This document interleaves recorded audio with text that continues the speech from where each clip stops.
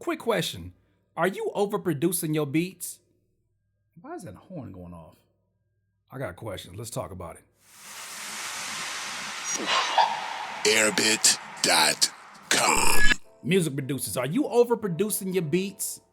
It's a good question to ask as you start to put your beats together. I think, one issue a lot of producers have, especially in the very beginning, and honestly, there's established producers who have this issue sometimes, and it may be the reason why we don't see so many placements for them as the years go on, is that they overproduce the record. Now, what is overproducing? How do you define it? For me, I would say overproducing a record is filling up a beat or an instrumental with so many instruments, so many channels that you don't leave space for probably one of the most important additions, which are the vocals from the rapper, from the singer. Are you adding so much to the beat to make it sound like this amazing piece of music, this amazing instrumental? Are you filling in too many spaces? Are you not leaving up enough space for the rapper to basically add their instrument, which is their voice, upon that beat?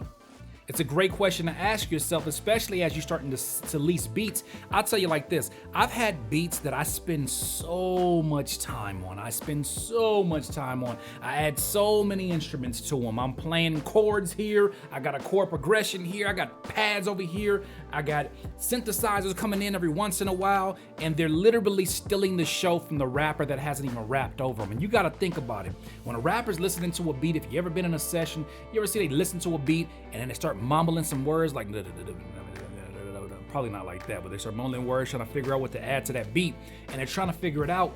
If you notice, the beats that you're overproducing, they're probably not doing the mumble because they can't even program or process where their vocals are supposed to sit within that production.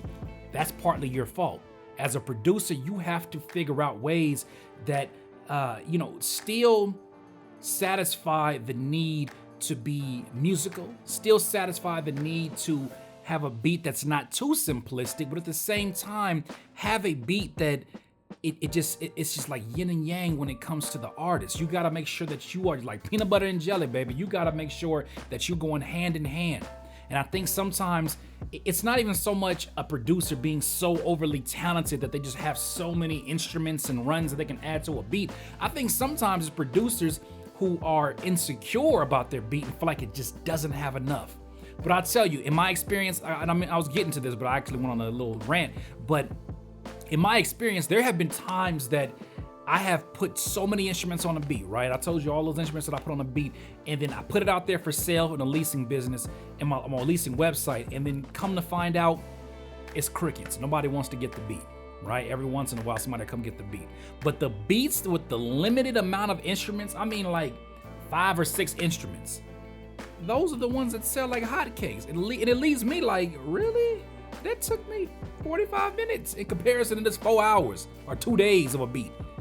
And I think that what the message of that is that your customers are telling you, look, leave some space for me. I need to know where I fit when it comes to the equation of this song. I need to know where my voice is going to fit. I need to know how this complements telling my story. Don't forget, as producers, yes, we're very, very important to a song. Our instrumentals are there is no song without this instrumental, right? But it is not our job to steal the show. We are here to complement. We are the background. We are the music behind it that really drives an energy, but the instruments can't say any words. The words are there for that. You have to leave room for that instrument if you're trying to sell beats. You can't fill it in with so much thinking like, man, this beat's it's not done. Yeah, you're right. It's never gonna feel like it's done if you don't have any rapping over it or anybody singing over it. No recording artist. That is the last instrument that needs to be added.